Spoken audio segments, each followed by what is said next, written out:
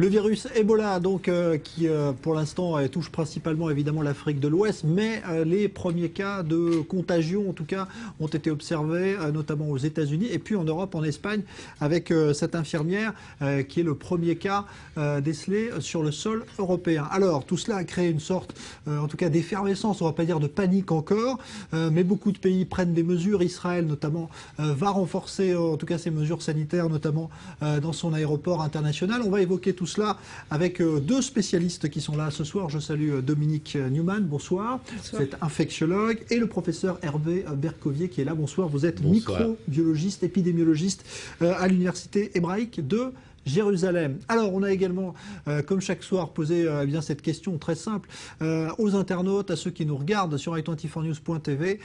Craignez-vous, finalement, ou pensez-vous que l'on soit au seuil d'une épidémie de type mondial ? C'est un peu alarmiste comme ça, mais c'est la question qui veut ça. On va voir ce que vous avez répondu avec vous. Leslie Rezouk, bonsoir. Oui, bonsoir Jean-Charles. Une première contagion vient d'être rapportée sur le sol européen. Il s'agit d'une infirmière espagnole qui a été touchée par Ebola après avoir soigné 2 missionnaires infectés. La Commission européenne réclame désormais des explications aux autorités sanitaires espagnoles pour savoir si une faille dans le protocole de sécurité pourrait permettre la propagation de l'épidémie. Et c'est donc la question que nous avons posée ce soir à nos internautes. Pensez-vous que nous soyons proches d'une épidémie mondiale d'Ebola? Alors regardons ensemble tout de suite les résultats de notre sondage. Des résultats assez mitigés ce soir, comme vous le voyez. 45% de oui, 51% de non.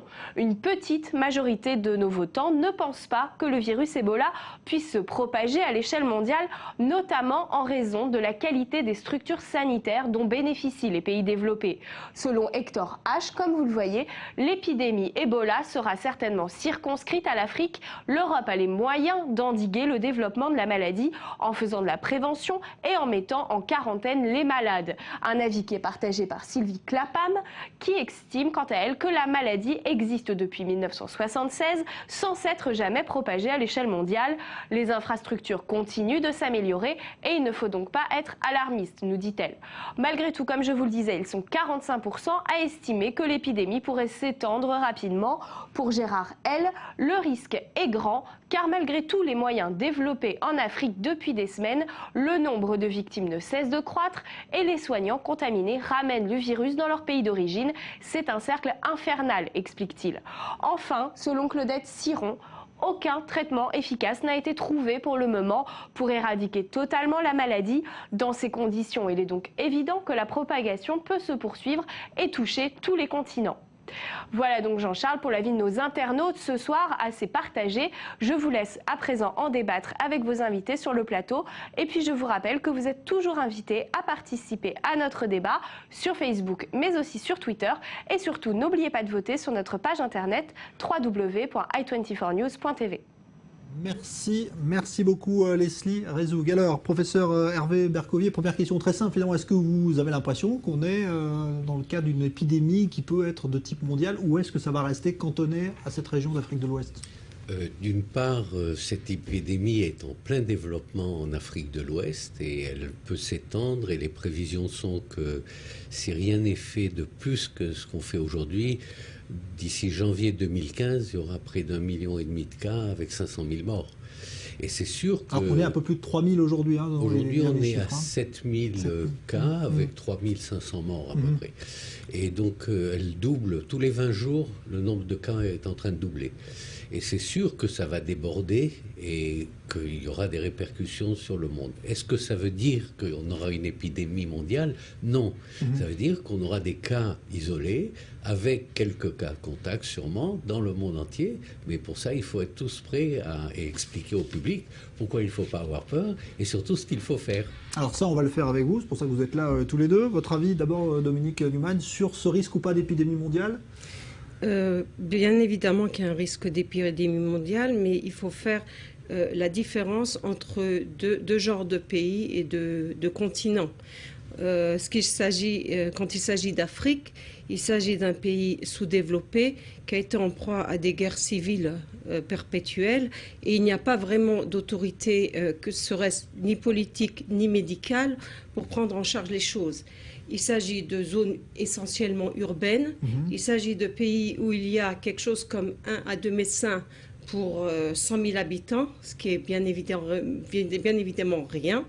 Il s'agit de médecins qui agissent surtout dans les zones urbaines et non rurales. Tout ça fait que, plus l'ouverture des pays, que les gens circulent librement, toutes les frontières sont ouvertes.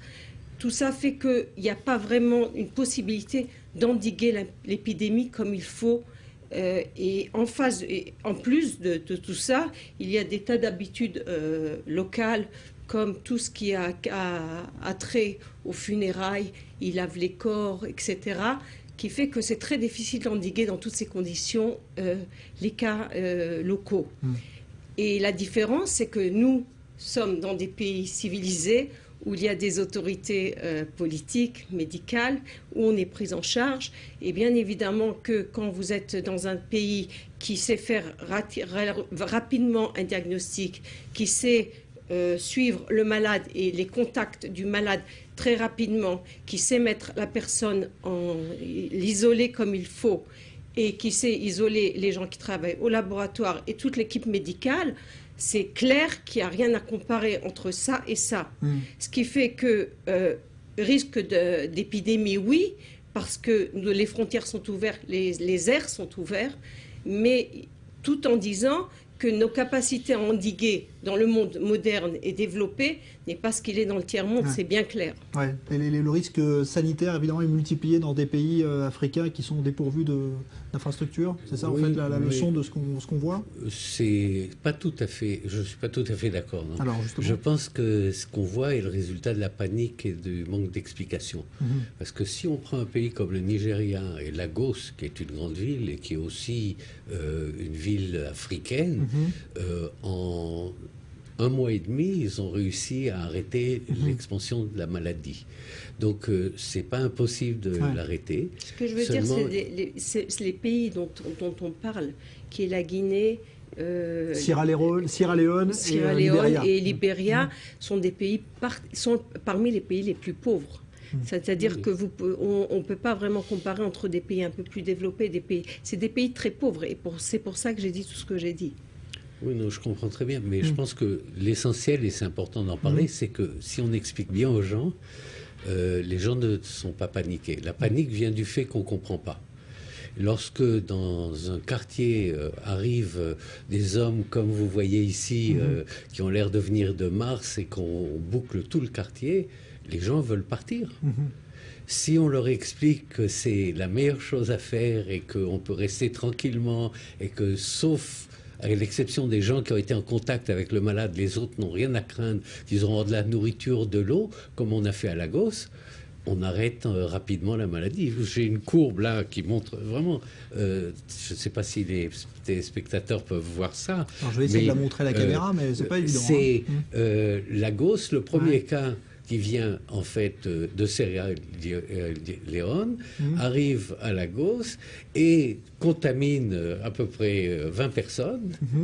Et on arrête en faisant les mesures de quarantaine comme il faut. On arrête en à peu près 3 semaines, 1 mois le développement. Et maintenant, il n'y a plus de cas depuis 1 mois. Donc ça veut dire qu'on peut, en respectant des mesures... et en expliquant.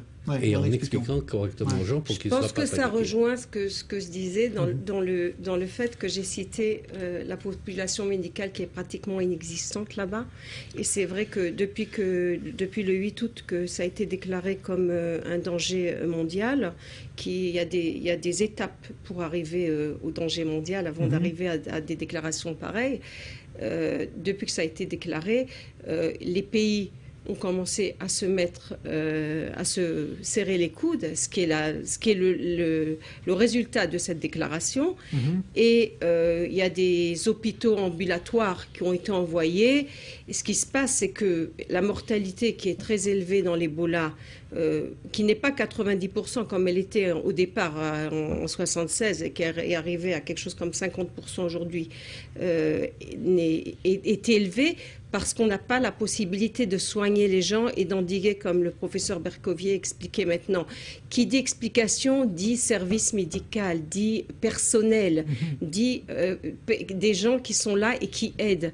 Et le problème de la panique, comme vous l'avez dit, le problème de la panique et le problème que rien n'est pris en charge, c'est qu'il n'y a pas de personnel. Je sais personnellement, j'ai reçu sur mon mail une possibilité en tant que service médical et encore plus infectieux, d'aller là-bas et d'essayer d'expliquer et de diriger les choses localement.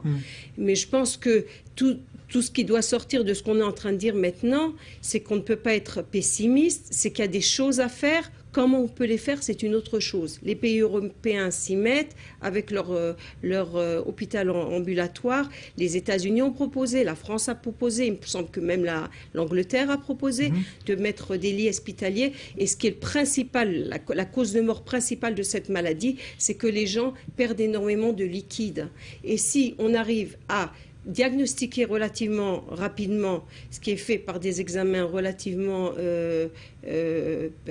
persévérants qu'on a ici, c'est un examen génétique qui s'appelle PCR, si on arrive à le faire relativement rapidement, ce qui veut dire qu'il faut de l'argent, et si on arrive à traiter rapidement, ce qui veut dire qu'il faut donner une intraveineuse avec beaucoup de liquide pour que les gens ne se déshydratent pas, il est sûr qu'on peut endiguer. Mais tout ce qui ressort de ce qu'on est en train de dire là, c'est qu'il faut une aide interdisciplinaire entre tous les gens qui peuvent aider et donner une aide du monde moderne au tiers-monde. Ouais, mais justement, alors aujourd'hui, la crainte, c'est de voir cette épidémie arriver un petit peu dans les pays comme on l'a vu aux États-Unis. Avec et en Espagne. Les contacts, aujourd'hui, ça peut aller très vite, puisqu'une personne qui est porteuse du virus peut en voir des centaines avant de rentrer chez elle dans un avion aujourd'hui. Donc là, aujourd'hui, est-ce qu'à votre avis, il faut aller continuer à chercher le virus là où il est et l'endiguer en Afrique, ou est-ce qu'il faut prendre des mesures aux frontières comme Israël veut le faire à son aéroport? Je crois qu'il y a il ne sait pas où. D'abord, il faut savoir que ce virus ne se propage pas facilement dans l'air. Il faut un contact, il faut que le malade soit très malade pour qu'il soit contagieux, et que jusqu'à présent, il n'y a pas eu un seul cas de contagion par avion. D'accord. Et on sait qu'à plus d'un siège, on risque rien. Donc, si vous voyez quelqu'un de très malade dans l'avion, débrouillez-vous pour être à 2 sièges de lui. Ne restez pas à un siège. Ah oui, mais ça a demandé à passer ou à faire un upgrade. Donc, ce qu'il faut, effectivement, c'est dire aux gens clairement, dans tous les pays d'Europe et ici, que toute personne venant du Sénégal, de la Guinée, de la Sierra Leone, du Libéria, du Nigeria, qui a un peu de fièvre, il faut l'hospitaliser et le suivre. Et le suivre, c'est ça ce qui s'est passé aux États-Unis. Il a été remis dans le circuit, dans la nature, et maintenant tout le quartier est fermé, lui, sa famille, et on sait très bien, les gens, on leur a expliqué, ils ne fuient pas, ils reçoivent de la nourriture, ils ont des games, ils ont des jeux, on apporte, on a mis un petit terrain de basketball pour les enfants, qu'ils soient patients 21 jours. Il faut attendre 21 jours. Après 21 jours, on sait si on a passé le cap ou pas. Donc, après 21 jours, on peut libérer les gens. Il faut expliquer, c'est 21 jours de vacances. Non. Et c'est des mesures aussi d'hygiène très fortes aussi qu'il faut prendre. C'est des mesures d'hygiène qui se rapportent au fait que le monde moderne sait endiguer. Il n'y a pas de problème. Je veux dire, comme l'a dit le professeur Bercovier, dès que les gens sachent et qu'on leur explique et qu'ils comprennent, ils s'associent aux efforts et en général, on arrive à endiguer. La seule chose, c'est qu'il faut être relativement éveillé pour les médecins et je pense que même chez nous, je veux dire, il y a tellement... Tant qu'il n'y a pas de blocage au niveau des frontières, il faut savoir que cette maladie commence exactement comme une grippe. Et je pense qu'il faut savoir poser la vraie question. On voit tellement, je vois des dizaines de grippes chaque jour en tant que, pas infectiologue, en tant que médecin de famille. Il faut savoir poser la question s'il y a eu un voyage précédemment, comme ce cas-là qu'il a raconté à l'infirmière. Et l'infirmière n'a même pas rapporté le cas qu'il revenait d'Afrique. Donc il faut informer aussi beaucoup. Il faut informer. Je pense que le ministère de la Santé sait faire ça. On est dans un pays avec une médecine très bonne et très développée. On reçoit des messages par email chaque jour du ministère de la Santé. Il faut tenir au courant les médecins que toute grippe, je veux dire, il ne faut pas être non plus hystérique, mais il faut demander la question si les gens reviennent de l'étranger. Ça prend une demi-seconde à poser cette question. Et je pense que c'est une chose simple qui peut aider. Ouais. Vous avez un dernier conseil, là, en quelques secondes? Oui, je veux dire que la panique est très grande pour Ebola. Il y a une autre maladie qui a un cousin éloigné, mais cousin pas si éloigné que ça en Afrique, qui s'appelle la fièvre de Lassa, qui tue chaque année 5000 personnes et qui est contagieuse et qui peut s'exporter, et personne n'est paniqué. Alors, je pense qu'il ne faut pas se paniquer, mais il faut savoir que Sénégal, Guinée, Sierra Leone, Libéria, Nigérien, c'est des point d'interrogation immédiatement si c'est accompagné d'une petite fièvre. Ben voilà. Plus que ça. Ouais. Le sida, la tuberculose, même le diabète et la maladie cardiovasculaire font beaucoup plus de morts que l'Ebola. Ouais. Ben là, il y a un effet grossissant forcément parce que c'est soudain et c'est spectaculaire. Merci à tous les deux, en tout cas, Dominique Newman, merci professeur Hervé Bercovier. Évidemment, on continue de suivre tout ce qui est lié à ce virus Ebola. Dans un instant, l'invité du Grand Direct, on parle d'Israël et de sa société.